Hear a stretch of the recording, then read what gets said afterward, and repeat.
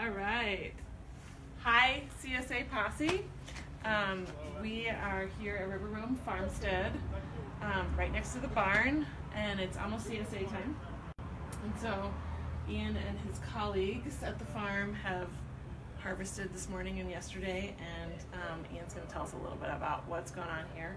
And I will mention next, we're going to film a little bit about veggie storage basics. So if you want to tune in, there'll be another video about that right after this one. Nice. So walk us through the harvest, Ian. All right, so we got most of our heavier stuff down at this end, but we'll start with carrots. They're getting really nice and big right now. They're pretty amazing. And we have some beets. We have some of the golden beets and some of our red ones. I read this morning that the golden ones are a little sweeter. I think they're a little bit sweeter, yeah. And that maybe they don't bleed as much as a beet. They definitely don't. And yeah, you don't have like bloody looking hands and cutting boards. Yeah, definitely. Beautiful purple hands. Yes, they are. I actually like the golden beets. I think we'll have more of them later on. That'll be a little bit bigger. This is from our first succession, and they're a little average size. Greg was also mentioning that the golden beets, like you can trick your beet hating friends. Yeah.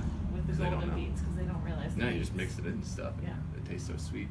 But at the Peas Farm, they call it earth candy or something like that. It's good. It's good. So next we have cucumbers, and we have a whole bunch of different kinds. There's some pickling ones, and there's some salad cucumbers, some more of the Asian kind, but they are great. And what are these yellow guys? Aren't those? The name. I can't think of the name off the top of my head right now, but they're like a sweeter kind. I'm not a huge fan of cucumbers, and these are probably my favorites. The skin's a little bit easier to digest, I think, you know. Yeah. Okay. Nice. And now throwing you trick questions. You told me not to do that. No trick questions. Next we have broccoli, and it is looking great, and I've been loving it. I hope everyone else has been. Yeah, my daughter has actually eaten a massive amount of broccoli where she didn't love it over the weekend or over the winter, and now she's all about broccoli. Oh, it's so great. Your job. And next, actually it's beating out broccoli this year for me, is the cauliflower. I've just been in love with our cauliflower. The first succession we grew was really nice because it was all cloudy outside, and it really loved that kind of weather. But this cheddar cauliflower is just so pretty.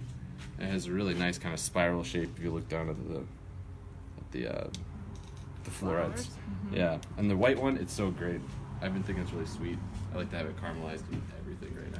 Yeah, and so they were just doing a congregate meal today, where the kids from the youth farm come up here, and they cook a meal for seniors in the community who come up, and they have a great meal. And the youth cooked mashed cauliflower, which is nice. So good. Yeah, and it's a great base for things. But anyway, I wanted to mention that.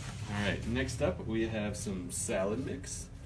It needs a little bit of chopping, but it is looking pretty good.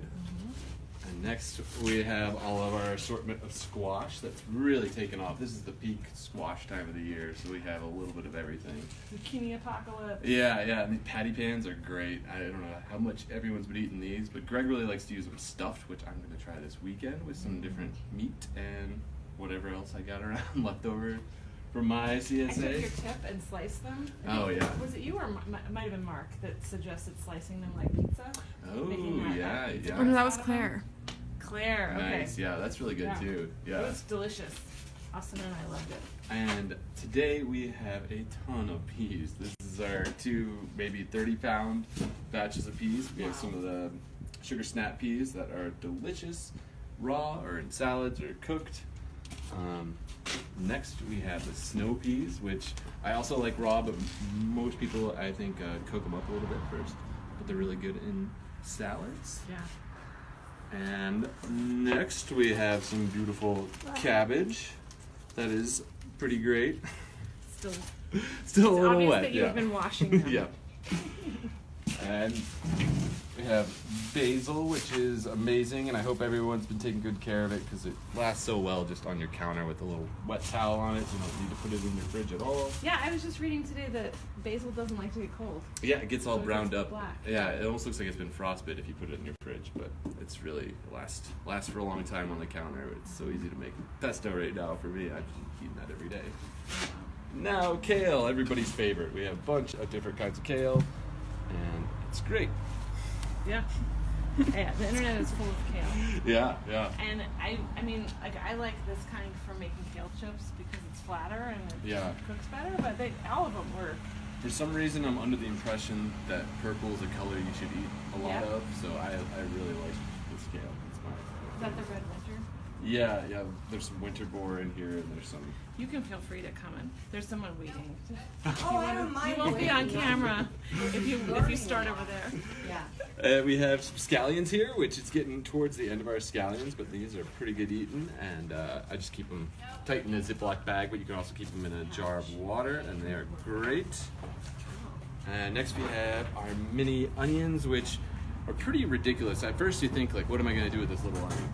But you can, I don't know, I threw them in like a pot roast the other day, which is really good. They get really nice and caramelized and juicy.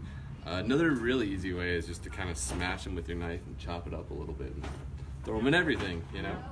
I bet they would stand up if you were doing slow cooking too. Yeah, Like, they are. Throw them in the slow cooker with the pot roast or whatever. And most of us here actually like to pickle them, so that's something that's on my radar to do soon, but I haven't done it yet. And then last, our assortment of different garlic, which we have some nice spicy hard neck in there and some bigger soft neck. It's great. So is this something that it's not been cured, so you should put it It's not in been your cured fridge? completely, so it's best eaten within the week. And we're giving out garlic every week now, so you should just pretty much eat it. Put it in everything. Yeah, put it in everything, and it'll last the whole week. I mean, it can stay on your counter right now. If you start to peel it, though, definitely put it in Oh, the cooler. Lord. Okay. Yep, and that is our CSR this week. Thank you so much for walking us through it. Yeah, no problem. Oh, good. And So after you we'll see you hopefully next to do a Well, little storage maybe once, basics. but yeah. Thanks, guys.